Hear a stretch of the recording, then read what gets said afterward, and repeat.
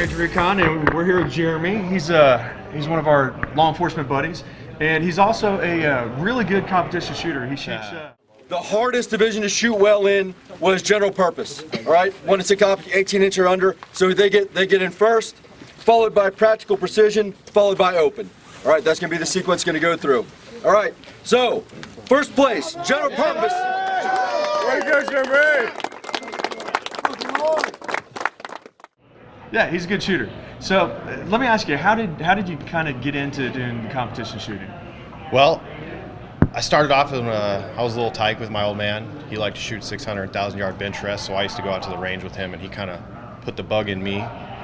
When I was in high school, I got away from shooting, actually. I got into sports, played a lot of baseball, played baseball in college, and then when I got out of college, I knew I wanted to be a police officer, and I wanted to improve my firearm abilities.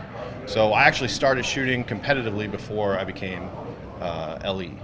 It definitely gave me, a leg up on everybody else when I started my career. So how long before you became law enforcement did you start shooting competition, and how serious were you? So I started shooting. I started off with USPSA, IDPA, Steel Challenge, handgun stuff. Handgun is the one gun that a cop's always going to have on him.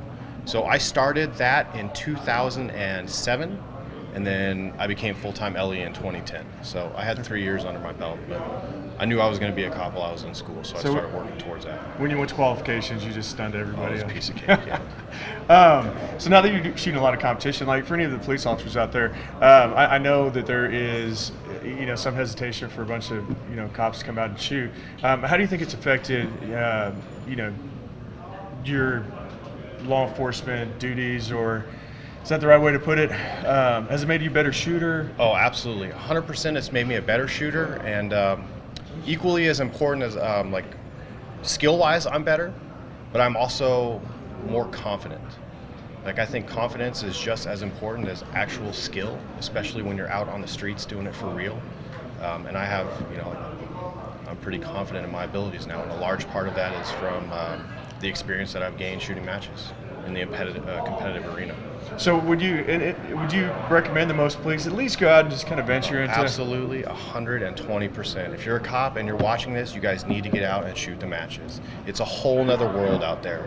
Law enforcement has a tendency to kind of stay within their own little circle, and most cops just don't understand that there's a whole nother world out there that they have no idea exists. And if they would expose themselves to that, it would make them a much better police officer. They can go out and they can shoot with their duty gear or their duty rifle. Bring your Glock 17 or bring your SIG 226 or your 320 or whatever your agency issues, take that out to a USPSA match, shoot production class for a couple matches, and then go from there. But those guns are perfectly competitive in that division. That's exactly what it was set up for. And then if you want to step into the 3-gun side, take your patrol rifle, take your red dot or your 1-4, your 1-6, take your duty shotgun, go out there. You probably will not finish in the top 3, but you will definitely have a newfound appreciation for the guys that really know how to shoot, and then your skill level will just increase from there. Yeah. So, is there any way to increase your skill faster than competition shooting? Would you say? No. That's the best way to do it, and it's also the cheapest. You go to a match and a local match fee is $25. Go to Walmart, pick up a couple hundred rounds of Winchester White Box or CCI or Spear, whatever it is. $50 in ammo, $25 in a match fee, $75 overall. Go out and shoot a 6 or 8 stage match, and you will come away with more knowledge than you would from a 2 or 3 day class that you paid $600 or $800, probably traveled for, that kind of thing. It's the cheapest way to get better. And in long range, how would you say, guys? I mean, what's the best way to kind of get into long range competition shooting, or what's the best entry type of match? Would you say a gasser match or a bolt action match? What do you think? Well, I think that kind of depends on what your assignment is at work. If you're on some sort of a tactical unit and you're a precision guy, then you should probably be shooting PRS or NRL matches. Take your duty rifle out there. 16-inch 308, 18-inch 308, take it out. You might not get out past 1,000, but most matches don't go out that far anyways.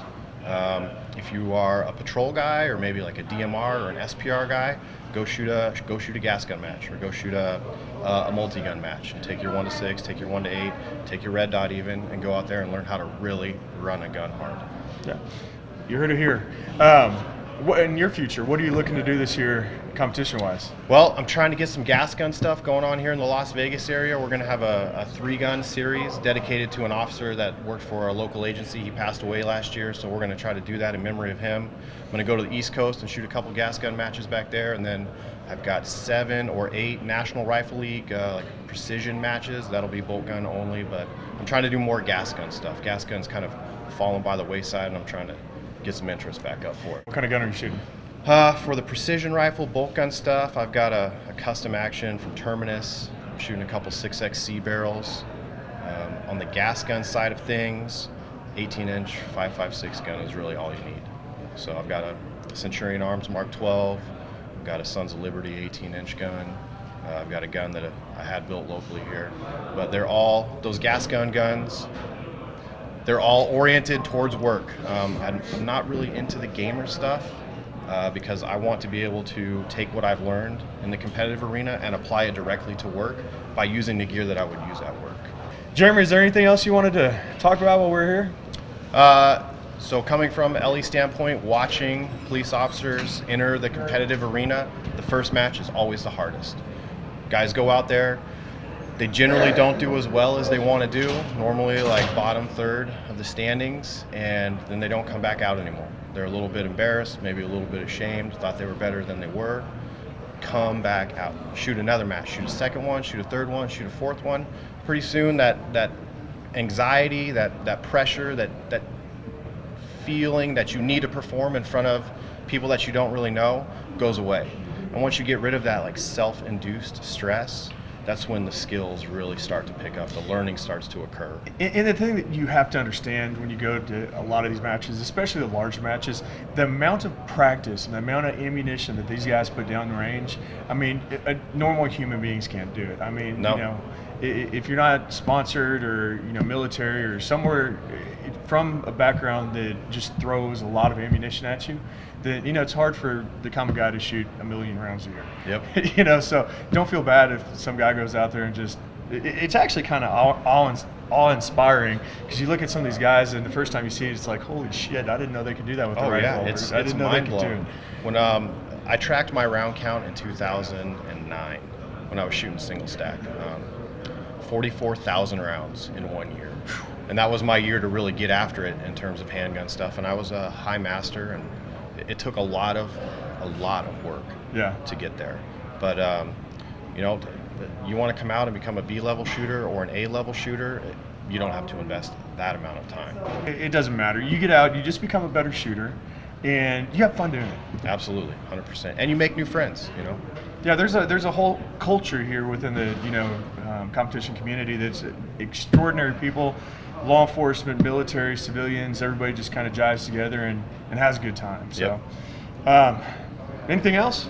No, that's it. Thanks for having me on. Well, Jeremy, thank you so much for talking with me. got I it, appreciate it, and we'll see you in Georgia. Yep, couple weeks. I'm excited.